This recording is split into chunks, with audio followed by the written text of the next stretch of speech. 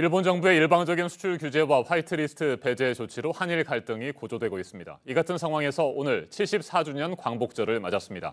정부 경축식이 15년 만에 천안 독립기념관에서 열릴 예정인데 문재인 대통령이 경축사를 통해 어떤 대일 메시지를 발표할지 주목됩니다. 아베 총리의 야스쿠니 신사 참배 여부에도 관심이 모아지고 있습니다. 최근 일본 현지의 분위기는 어떤지, 그리고 한일 갈등을 풀기 위한 대응책은 어떤 것들이 있을지 짚어보겠습니다. 이영채 일본 게이센 여대 국제사회학과 교수 자리에 함께했습니다. 어서 오십시오. 네, 안녕하세요. 네, 서울에 언제 도착을 하신 거죠?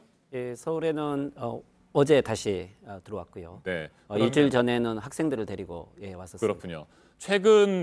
가장 최근의 일본 상황을 누구보다 잘 아실 텐데 일본의 일방적인 수출 규제 조치 그리고 화이트리스트 배제 또 이에 대한 우리 정부의 맞대응도 있었지 않습니까? 이와 관련된 일본의 현지 분위기 어떻습니까? 네, 일본의 어떻게 보면 경제 보복 조치에 대해서 네. 일본 내에서 어떤 보수 미디어들은 일본 정부의 어떤 결정을 지지하는 경향들이 많이 있고요. 네. 시민들도 초기에는 이런 부분들에 대해서 많이 동의를 했었지만 이게 생각보다는 장기화되고 있고 또 한국이 강경한 조치를 취함으로써 일본 시민사회 내에도 많은 동요가 있는 것 같고요. 네. 특히 최근에 한국이 역으로 일본에 대한 어떤 경제 조치를 다시 네. 실시함으로써 실질적으로 한국의 대항 조치가 시작됐다라고 일본 사회는 또 다시 긴장을 하고 있는 것 같습니다. 네. 아베 정권은 일본의 수출 규제와 화이트리스트 배제 이런 조치들이 일제 강제징용 배상 판결에 대한 보복 조치는 아니다 이렇게 계속 주장을 하고 있습니다. 물론 앞뒤가 맞지 않는 그런 주장인데 이에 대해서 일본 국민들은 어떻게 생각하고 있습니까?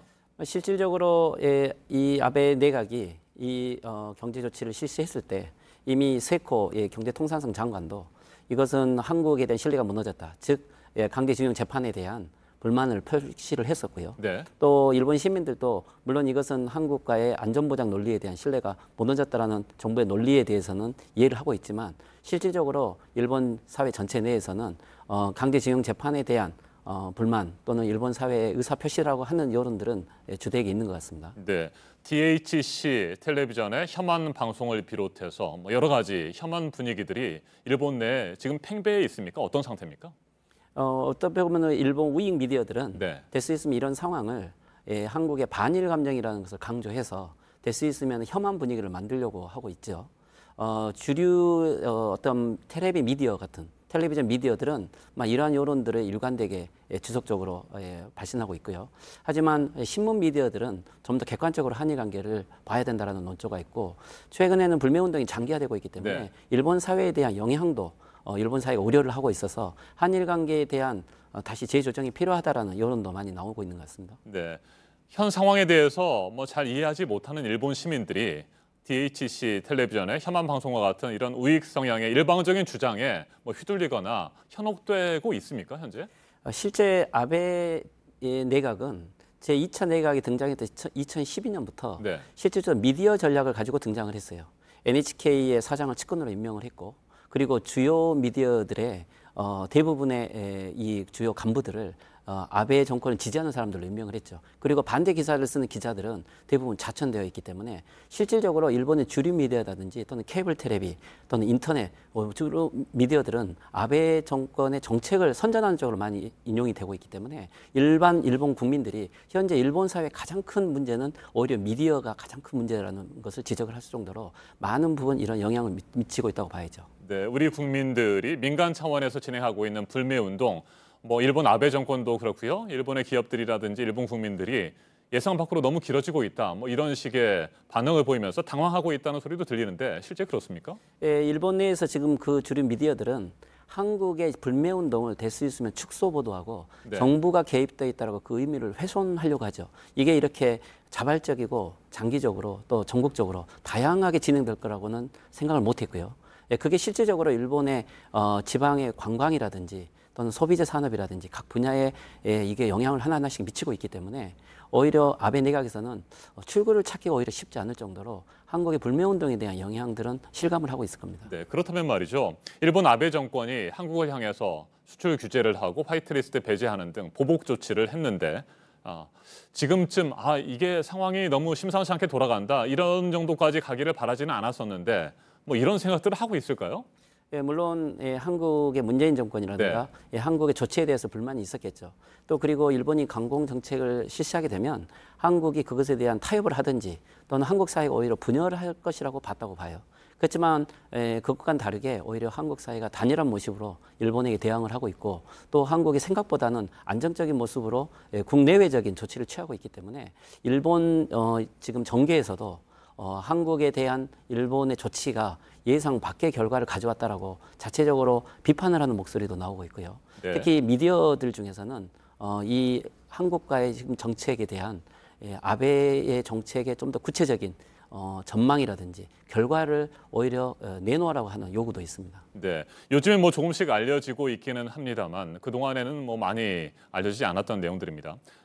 일본 내에는 우리 위안부 피해자라든지 강제징용자들을 돕기 위해서 열심히 노력해온 양심 세력들 이런 인사들도 있잖아요. 실제 이분들이 지금 제대로 목소리를 좀 내고 있습니까?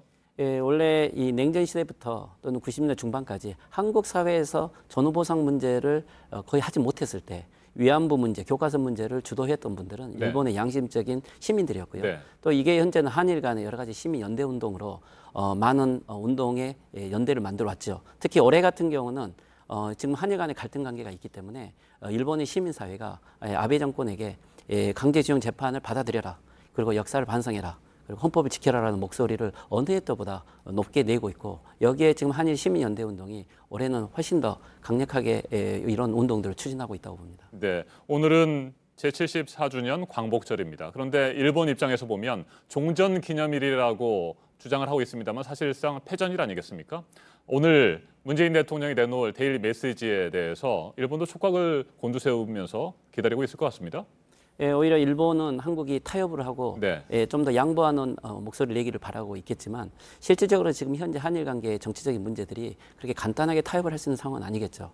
오히려 물론 일본 아베 정권과 그리고 또 일본 시민들을 서로 구별하는 우리가 좀 더 동아시아의 평화를 지향하는 이러한 좀 큰 메시지와 함께 또 결연하게 대응하는 메시지도 동시에 필요하다고 봅니다. 네, 앞으로 뭐 두세 달 안에 굉장히 중요한 고비들이 많이 있습니다. 오는 24일 한일 군사정보보호협정 파기 여부를 결정해야 되는 상황도 있고요. 9월 17일부터 유엔 총회가 열리는데 이때 문재인 대통령과 아베 총리가 뉴욕에서 만날 수도 있을 것 같고요. 앞으로 한일 갈등 어떻게 전망하세요? 실제적으로 지금 이 문제는 단순하게 경제 보복 조치만이 아니고 강제징용 재판에 대해서 일본에서 절대 이 보수 세력들이 이것을 인정할 수 없다. 그리고 식민지 의식의 연장선에서 한국을 동등한 존재로 보지 않겠다. 그리고 남북관계, 북미관계가 개선되고 있음으로써 일본의 보수 우익이 고립되고 있는 어떠한 지역 전체의 큰 변화 속에서 일어나고 있는 사태이기 때문에 이것은 장기적이고 구조적으로 진행이 될 수밖에 없는 거고요. 여기에 대해서 우리들이 어떻게 하면은 한국의 실질적 이익을 잃지 않고 또 민간인들에게 피해가 가지 않는 범위 내에서 일본 관계를 재설정할지 장기적이면서도 구조적인 정책을 실시할 필요가 있다고 봅니다. 알겠습니다. 지금까지 이영채 일본 게이센 여대 국제사회학과 교수였습니다. 말씀 잘 들었습니다. 감사합니다.